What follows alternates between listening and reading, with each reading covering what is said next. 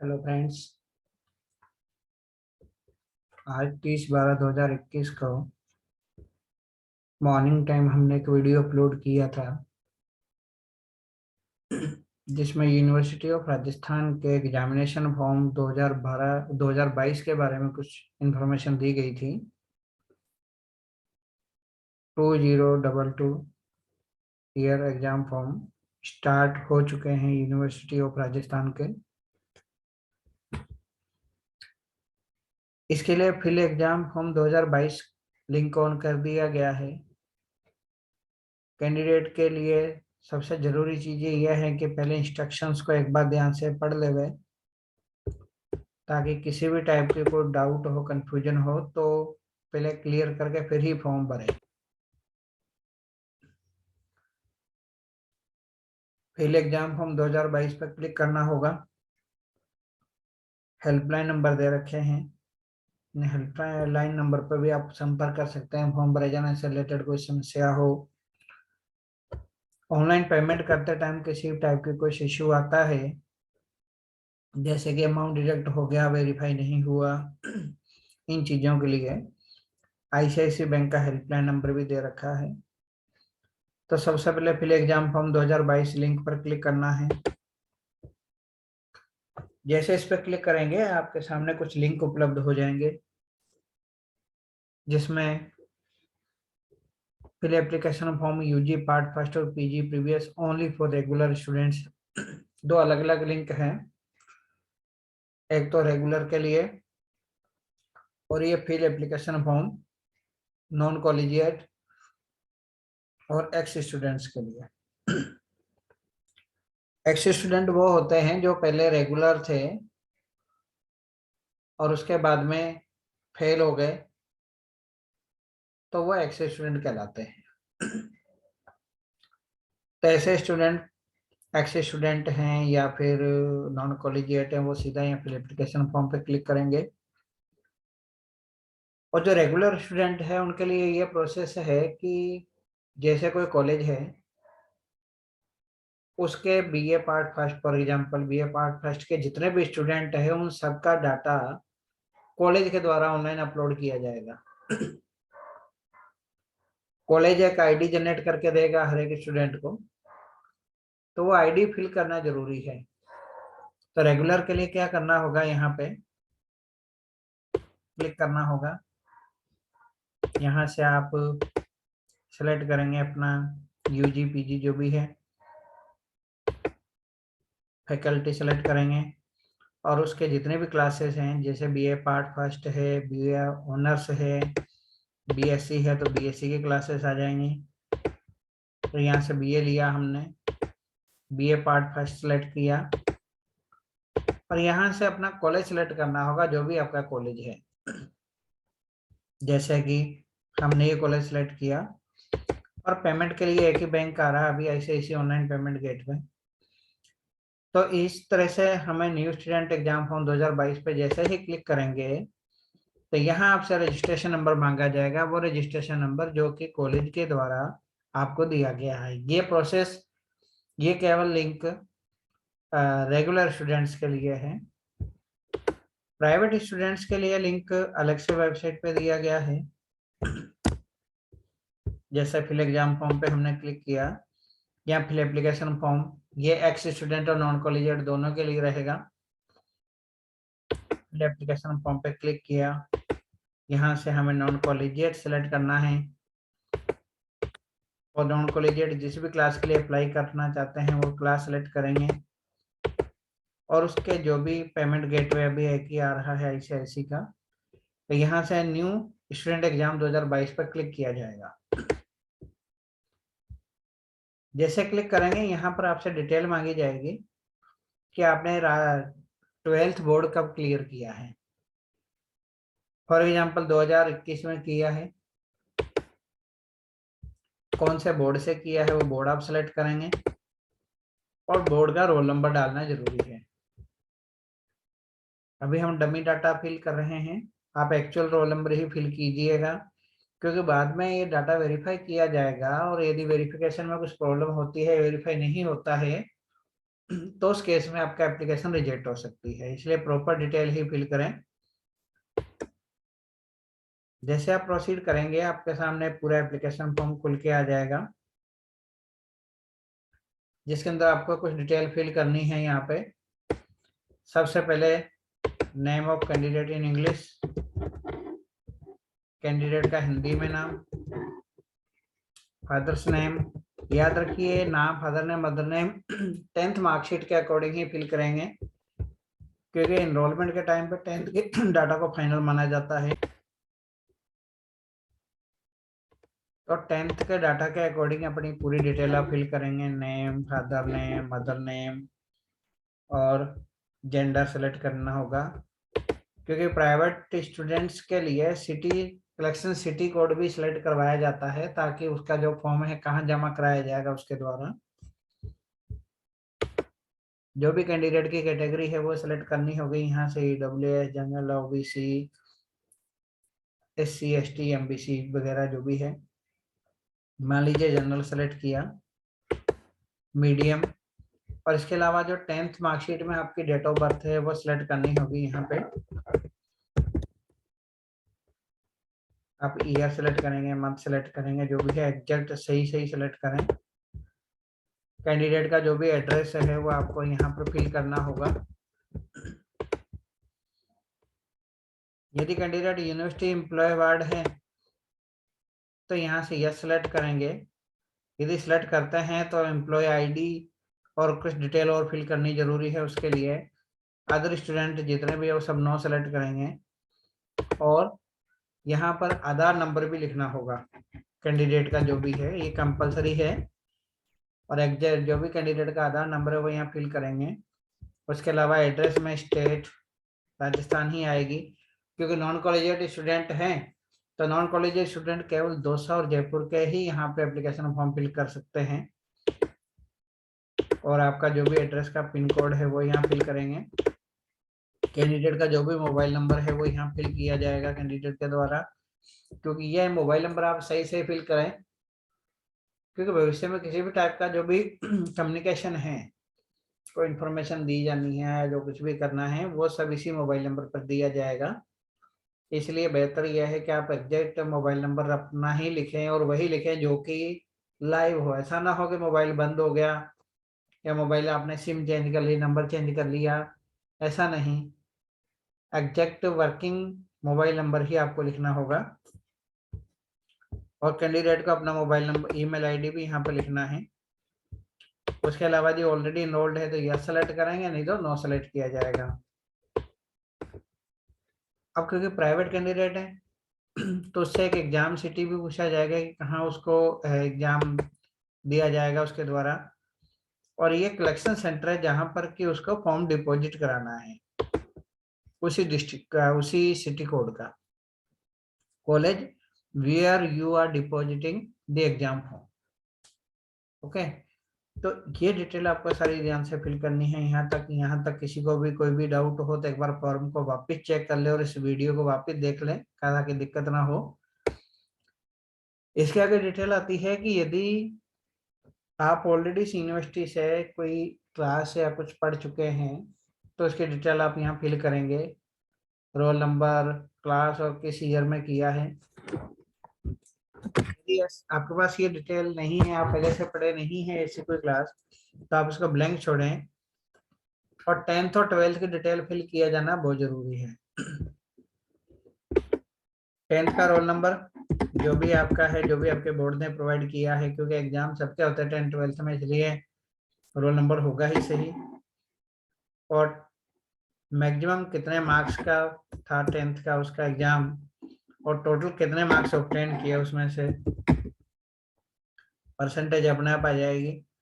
और कब क्लियर किया, मान लीजिए 2017 में किया, और किस बोर्ड से किया है, क्योंकि बोर्ड 10th ठीक है, 12th के केस में आपके लिए बोर्ड बहुत इंपॉर्टेंट है। बोर्ड यदि आप राजस्थान बोर्ड के अलावा अदर बोर्ड लेते हैं तो आपके इनरोलमेंट के साथ साथ एलिजिबिलिटी फीस भी लगती है। एनरोलमेंट और एलिजिबिलिटी में क्या फर्क होता है, जो कैंडिडेट ऑलरेडी इनरोल्ड नहीं है इस यूनिवर्सिटी में तो उसकी एनरोलमेंट फीस लगती है। और कोई ऐसा कैंडिडेट जो ऑलरेडी इनरोल नहीं है और उसने 12th राजस्थान बोर्ड के अलावा अदर किसी बोर्ड से की है, या पीजी के केस में बात करें तो यूजी ग्रेजुएशन जो उसकी है वो यूनिवर्सिटी ऑफ राजस्थान के अलावा अदर किसी यूनिवर्सिटी से की है, तो उस केस में उसकी एनरोलमेंट फीस भी लगती है, एलिजिबिलिटी फीस भी लगती है। और फर्स्ट टाइम को यदि एनरोल होता है तो एनरोलमेंट फीस तो लगती ही लगती है। 12th का रोल नंबर जो भी है कैंडिडेट का लिखना होगा, कितने मार्क्स का था, उसमें से कितने मार्क्स आए, और यहाँ पर आपका जो भी ग्रेजुएशन के लिए ग्रेजुएशन का आप फॉर्म भर रहे हैं, जो भी आपके 12th के सब्जेक्ट थे उसकी डिटेल यहाँ फिल की जाएगी, और कब क्लियर किया वो यहाँ पर आप सिलेक्ट करेंगे कि आपने 2021 बाहर से भी लेके आए थे वही सिलेक्ट कीजिएगा, वरना फॉर्म रुक जाएगा, आगे नहीं बढ़ पाएगा। और यहाँ से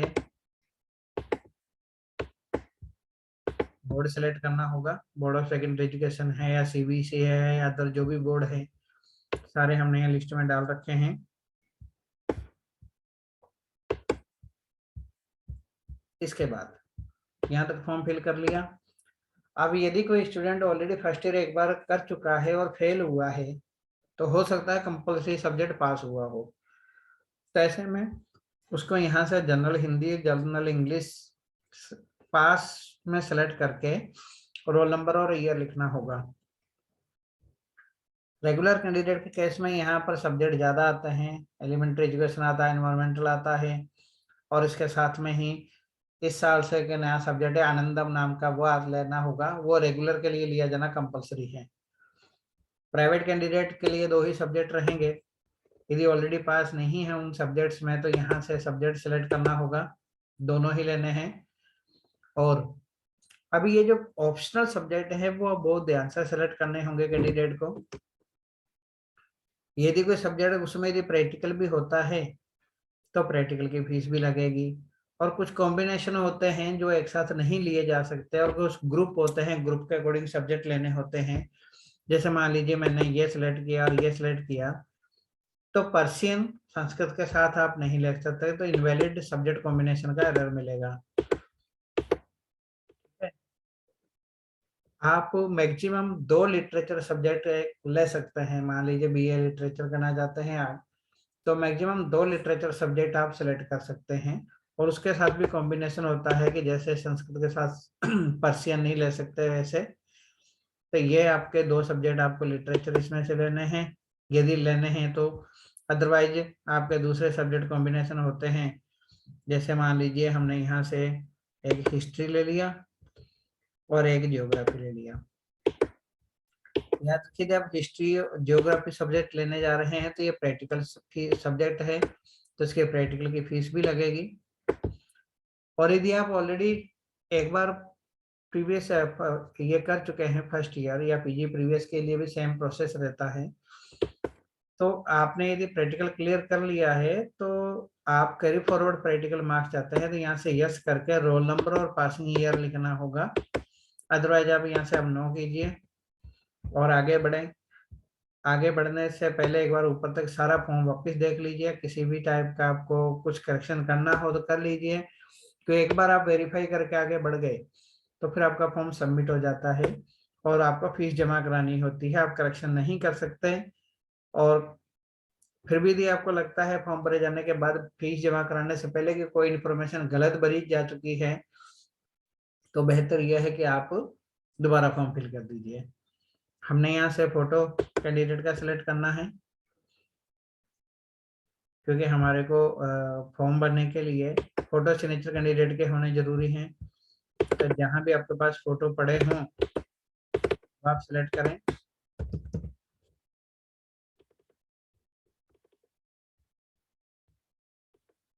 और सिग्नेचर याद रखिए, सिग्नेचर प्रॉपर होने चाहिए, क्लियर होने चाहिए, ताकि जब एडमिट कार्ड प्रिंट हो तो उसके ऊपर प्रॉपर प्रिंट हो जाए। ऐसा ना हो कि पिक्सल बिखरे हुए हों और बाद में एडमिट कार्ड के ऊपर प्रॉपर फोटो को ना जाए और आपके सामने समस्या आए। आपको प्लीज सिलेक्ट PH यस और नो। याद रखिए हमने ऊपर जो भी ऑप्शन छोड़ेंगे वो सबके लिए वो एरर मैसेज हमें देता रहेगा। या हमसे ये छूट गया था, यदि कोई कैंडिडेट दिव्यांग है, फिजिकली हैंडीकैप्ड है, डिसेबल्ड है, तो उसको यहाँ से जो भी उसका ऑप्शन है वो सिलेक्ट करना होगा। यदि इसमें से कुछ भी लेता है तो उस केस में उसकी फीस कम लगती है, लेकिन उसका सर्टिफिकेट उसको दिया जाना जरूरी होता है। जो भी सरकारी नियमों के अकॉर्डिंग इतने % डिसेबिलिटी है तो ही उसको माना जाएगा। यदि वो नहीं है तो आपको बाद में आपका एप्लीकेशन रिजेक्ट हो सकता है या फिर विद पेनल्टी आपसे फीस ली जा सकती है। इसलिए इन चीज़ों को अवॉइड करने के लिए बेहतर यह है कि आप प्रॉपर फॉर्म भरें, सही ढंग से भरें, कोई गलत इन्फॉर्मेशन ना लिखें इसके अंदर। जैसे अब इसको आप प्रोसीड करेंगे तो ये कह रहा है कि verify that all details candidate filled by you are accurate. If you agree then click आगे प्रोसीड बटन, अदरवाइज वापस आप फॉर्म को चेक करें। ये वेरीफाई बटन बन गया। अब आप देखेंगे यदि आपको कुछ भी देखना है तो वापस देख लीजिए। और जो भी आपके सब्जेक्ट हैं इम्पोर्टेंट, सबसे ज़्यादा हमारे लिए सब्जेक्ट्स हैं, क्योंकि बाद में कैंडिडेट परेशान होते रहते हैं, मेरे सब्जेक्ट ये थे, जहाँ से हमने फॉर्म भरवाया, जिससे भी भरवाया उसने गलत इन्फॉर्मेशन भर दी, तो ये चीज़ कैंडिडेट को ही भुगतनी पड़ती है। भले ही फॉर्म आपका कोई भी भरे, लेकिन फाइनल परेशान स्टूडेंट को होना होता है।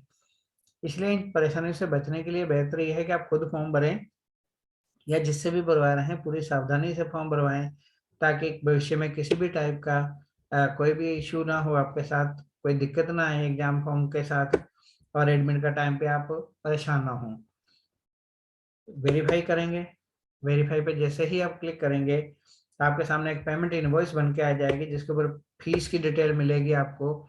हमने नॉन कॉलेजिएट लिया था NC के लिए, तो हमारे पास, हम इनरोल्ड भी नहीं हैं, तो हमारे साथ इनरोलमेंट फीस भी लग गई, एलिजिबिलिटी फीस भी हमारी लग गई। और साथ में हमने, क्योंकि यहाँ पर आप देखेंगे कि ज्योग्राफी सब्जेक्ट लिया है, तो ज्योग्राफी क्योंकि प्रैक्टिकल होता है तो उसके प्रैक्टिकल की फीस भी यहाँ पर लग गई। तो इस तरीके से आप देखेंगे कि आपका पूरा फॉर्म भरा जा चुका था, लेकिन फीस जमा नहीं है। ये केवल पेमेंट इनवॉइस है, पेमेंट इनवॉइस फॉर्म नहीं होता। फॉर्म के लिए आपको फीस जमा कराना जरूरी है। और याद रखिए, once fee deposit will not be refunded in any case, ऊपर लिखा हुआ है। इसलिए फीस जमा कराने से पहले सावधानी पूर्वक देख लें, कहीं ऐसा ना हो कि आप फीस जमा करा दें और आपका गलत फॉर्म भरा गया था तो बाद में आपको पेनल्टी के साथ करेक्शन करवाना पड़े। इससे बेहतर है कि एक बार जनरल चीजें आपकी ध्यान से देख लें।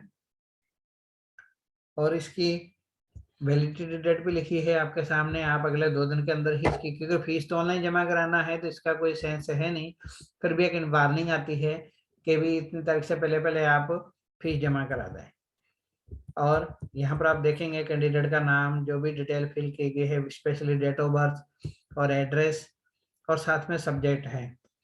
यहाँ कुछ डिटेल लिखी है, उसको ध्यान से देखना होगा। यदि इस पेमेंट इनवॉइस में छपी हुई कोई भी सूचना सही नहीं है या आपके विवरण से मेल नहीं करती है तो इसको निरस्त कर दें और प्रारंभ से शुरू से नया फॉर्म भरें।